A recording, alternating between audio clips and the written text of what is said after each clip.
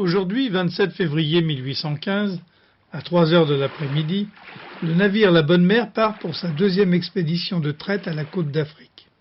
Le capitaine Leglé, un marin expérimenté, attendait que l'état de la mer lui permette de lever l'ancre. Le navire était armé à Nantes depuis le 4 novembre dernier, mais c'est à Paimboeuf que le navire a chargé les marchandises nécessaires à la traite, ainsi que les vivres pour nourrir l'équipage pendant ce long voyage. Depuis l'abdication récente de Napoléon, la paix est revenue en Europe. Le blocus par les mers est enfin levé. Les armateurs français vont pouvoir à nouveau envoyer leurs navires à travers l'Atlantique, sans craindre le combat avec les vaisseaux britanniques. Voilà maintenant 10 ans que les marins français n'ont presque plus navigué et les planteurs des colonies réclament des nègres. Les armateurs vont enfin pouvoir lancer de nouvelles expéditions de traite. Si tout va bien à bord et si les vents lui sont favorables, la Bonne Mère atteindra les côtes d'Afrique dans 2 mois. La consigne des armateurs, M. Salentin et Van Nonen, est de traiter sur la côte de Calabar où les autorités locales vendaient des indigènes aux capitaines blancs pendant le siècle précédent. Et comme il n'y a pas eu beaucoup d'expéditions depuis 10 ans, le capitaine Leglé trouvera facilement des Noirs à acheter dans cette région du golfe de Guinée. Les conditions de vie à bord sont rudes pour les marins. Quand ils peuvent se reposer, les matelots s'allongent sous le pont, parmi les matériels nécessaires au fonctionnement du navire. C'est là aussi qu'ils mangent par mauvais temps ou quand le soleil est brûlant. Le cuisinier leur prépare une gamelle pour plusieurs. Ils y plongent leur cuillère ou leur couteau pour attraper des morceaux de lard ou de morue, mêlés à des haricots ou du riz. Le chef cuisinier passe plus de temps à cuisiner pour les officiers qui mangent à la table du capitaine. Les animaux embarqués vivants sont gardés dans des cages sur le pont.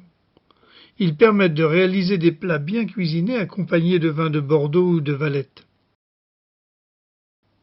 Avant d'avoir consommé toute cette viande fraîche, les invités du capitaine auront goûté le bœuf en daube et le petit salé, ainsi que le saumon et les harensorts qui sont conservés dans des barriques.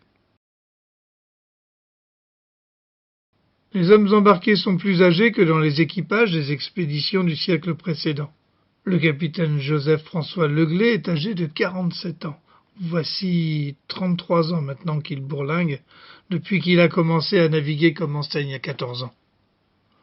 Le second capitaine et le lieutenant ne sont pas plus jeunes, 48 et 49 ans. Les autres hommes aussi sont âgés.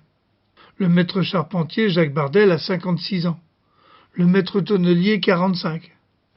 La Bonne Mère a quand même pu embarquer quelques novices. Mais les ports manquent d'hommes jeunes actuellement. Les jeunes, autrefois, ils s'embarquaient très tôt pour gagner leur vie. Mais voilà 10 ans que les armées de Napoléon les appellent pour faire la guerre dans toute l'Europe. À la mi-avril 1815, la Bonne Mère approche de sa première destination. Les officiers aperçoivent la côte et la rivière de Calabar. Ils utilisent les indications des capitaines venus ici depuis longtemps. Grâce à leur relevé, on évite de talonner les hauts fonds, sinon le navire serait perdu.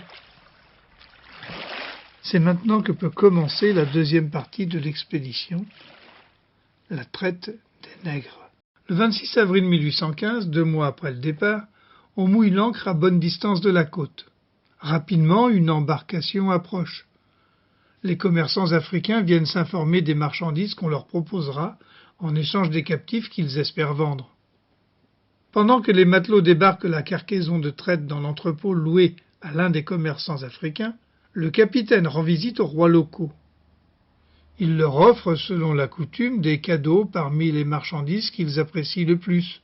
Des habits de soie brodés, des chapeaux bordés en or ou en argent, des pagnes, des chemises et des pantalons, du tabac, du fromage et du vin de Frontignan, des parasols en taffetas et des mouchoirs de soie. Cette distribution de cadeaux dure plusieurs jours. Quand les autorités locales sont satisfaites, elles déclarent la traite ouverte. Pendant ce temps-là, à bord du navire, les charpentiers aménagent l'entrepont pour y loger le maximum de captifs. Puis ils construisent une rambarde. Cette palissade en bois jouera le rôle de barrière entre le pont arrière où se tiennent généralement les matelots et les officiers et le pont avant où l'on fera sortir les hommes captifs pendant la journée quand le navire effectuera la traversée de l'océan. Les charpentiers ont ménagé des meurtrières dans cette palissade, s'il faut tirer au fusil sur les révoltés qui envahiraient le pont.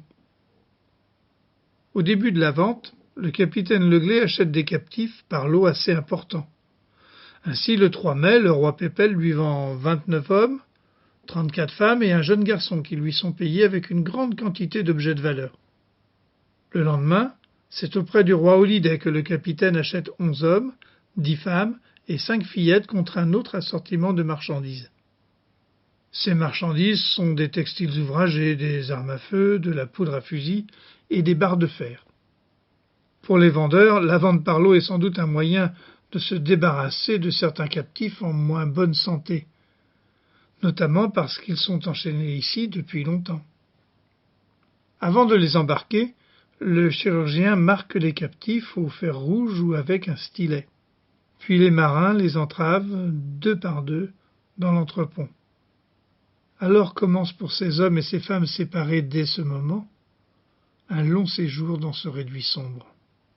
9 jours plus tard, le capitaine comprend qu'il ne pourra plus acheter beaucoup de nègres, puisqu'on ne lui en propose plus qu'à l'unité.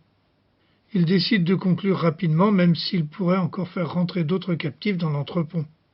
Il vient d'en acheter 354. Il sait que la réussite d'une expédition tient à la bonne santé des captifs et de son équipage. Alors mieux vaut ne pas rester trop longtemps dans ces parages où tant de marins sont morts de maladie. D'ailleurs, certains captifs achetés et déjà embarqués s'avèrent malades. Il est urgent de les débarquer pour éviter la contagion des autres. Dès le 11 mai, le capitaine négocie leur remplacement par d'autres en meilleure santé. Avant de traverser l'océan, il faut s'approvisionner en nourriture fraîche. Les marins vont acheter aux agriculteurs locaux de grandes quantités d'ignames, mais aussi des poules, des chèvres, des citrons, des bananes, ainsi que des piments et de l'huile de palme. Il faut aussi remplir les barriques d'eau douce. Et comme le temps manque, le capitaine Leglé est obligé de payer des piroguiers africains pour aider à remplir les tonneaux. La bonne mère peut maintenant partir. Le 30 mai 1815, le capitaine fait lever l'ancre. La bonne mère entame la traversée de l'Atlantique. S'il n'éprouve pas de difficultés de navigation, un navire rapide comme celui-ci devrait atteindre les Antilles dans 6 à 8 semaines.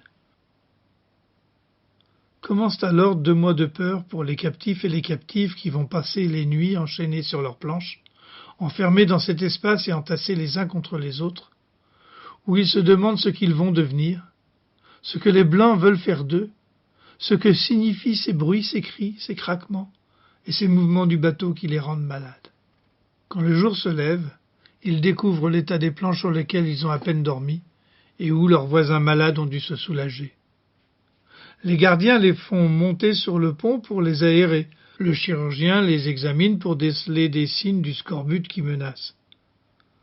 Quand une infection est découverte, le malade est mis en quarantaine, ou même parfois jeté à la mer pour éviter l'épidémie.